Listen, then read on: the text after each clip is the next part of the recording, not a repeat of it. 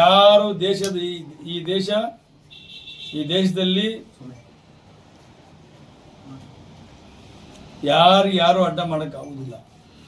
ಇದು ಮಾನವಪಲ್ಯ ಅಲ್ಲ. ಇದು ಈ ದೇಶದಲ್ಲಿ ಕಾನೂನು ಸುವ್ಯವಸ್ಥೆ ಇದೆ. ಯಾರ್ಯಾರು ಏನೇನು ಮಾಡಬೇಕು ಅಂತ ಕಾನೂನು ಹೇಳಿದ್ದಾರೆ. ಹಾಗಾಗಿ ಯಾರು ಅಡ್ಡಪಡಿಸೋಕ್ಕಾಗಲ್ಲ. ಅಡ್ಡಪಡಿಸೋಕೆ ಬಂದರೆ ಯಾರು ಸುಮ್ಮನೆ ಇರುವುದಿಲ್ಲ. ಅರ್ಥ ಮಾಡ್ಕೋಬೇಕು. ಒಂದು. ಎರಡನೇದು, ನೆನ್ನೆ RSS ಬಗ್ಗೆ ನಿಷೇಧದ ಬಗ್ಗೆ ಪತ್ರ ಬರೆದವ್ರೆ.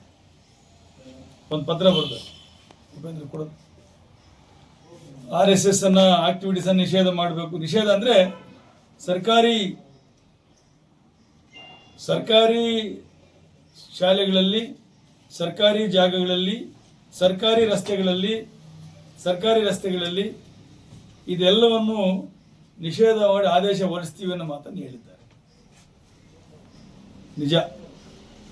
ಬರೀ RSS ಸಂಘಟನೆಗಳೇ ಅಲ್ಲ. ಇವಾಗ ನಮಾಜ್ ಮಾಡೋದನ್ನ ನಿಷೇಧ ಮಾಡಬೇಕಲ್ಲ ರೋಡ್ಗಳಲ್ಲಿ. ಸರ್ಕಾರಕ್ಕೆ ತಾಕತ್ತಿದೆಯಾ ಮಾಡಕ್ಕೆ? ಇದು ಸಾಬರ್ ಸರ್ಕಾರ ಇದು.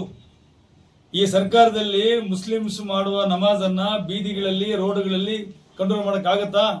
ಒಂದು. ಎರಡನೇದು, ಅಜಾನ್ ಕೂಗ್ತಾರಲ್ಲ, ಮೈಕ್ಗಳಲ್ಲಿ ಇಷ್ಟ ಬಂದು ಕೂಗ್ತಾರಲ್ಲ, ಅದನ್ನು ಕಂಟ್ರೋಲ್ ಮಾಡೋಕೆ ನಿಮ್ಮ ಕೈಲಿ ಆಗುತ್ತಾ? ಬೆಳಗ್ಗೆ 6 ಗಂಟೆಯಿಂದ ರಾತ್ರಿ 8 ಗಂಟೆ ಕೂಗ್ತಿರಲ್ವಾ? ಆ ಪಕ್ಕಪಕ್ಕದ ಮನೆಗಳಲ್ಲಿರುವ ಆರೋಗ್ಯದ ಸ್ಥಿತಿಯೇನು? ವಯಸ್ಸಾದವರು, ಮಕ್ಕಳು, ಪರೀಕ್ಷೆಗಳು, ಇದ್ರ ಗತಿಯೇನು? ಇದ್ರ ಬಗ್ಗೆ ಏನಾದರೂ ನಿಮಗೆ ಕಂಟ್ರೋಲ್ ಮಾಡೋ ತಾಕತ್ತು ನಿಮ್ಗೆ ಇದೆಯಾ? ಇವಕ್ಕೆಲ್ಲ ಕಂಟ್ರೋಲ್ ಮಾಡೋಕೆ ಹೋದ್ರೆ ನಿಮಗೆ ಅವರೆಲ್ಲ ಸರಿ ಕುರ್ಚಿ ಕಿತ್ತಾಕ್ತಾರೆ. ಹಾಗಾಗಿ ಇವಾಗ ನೀವು ಬೇರೆ ವರ್ಗದ ಮೇಲೆ, ಬಹುಸಂಖ್ಯಾತರ ಮೇಲೆ ಬೀಳ್ತಾ ಇದ್ದೀರಿ. ಕೇಡುಗಾಲ ಬಂದಾಗ ನಾಯಿ ಮೊಟ್ಟೆ ಇಡುತ್ತಂತೆ. ಹಾಗಿದೆ ಕಾಂಗ್ರೆಸ್ ಸರ್ಕಾರ ಸ್ಥಿತಿಗತಿ. ಹಾಗಾಗಿ ಏನಿವತ್ತು RSSನ ಚಟುವಟಿಕೆಗಳು ನಿರ್ಬಂಧ ಮಾಡಬೇಕು ಅಂತ ಹೊರಟಿದ್ದಾರೆ.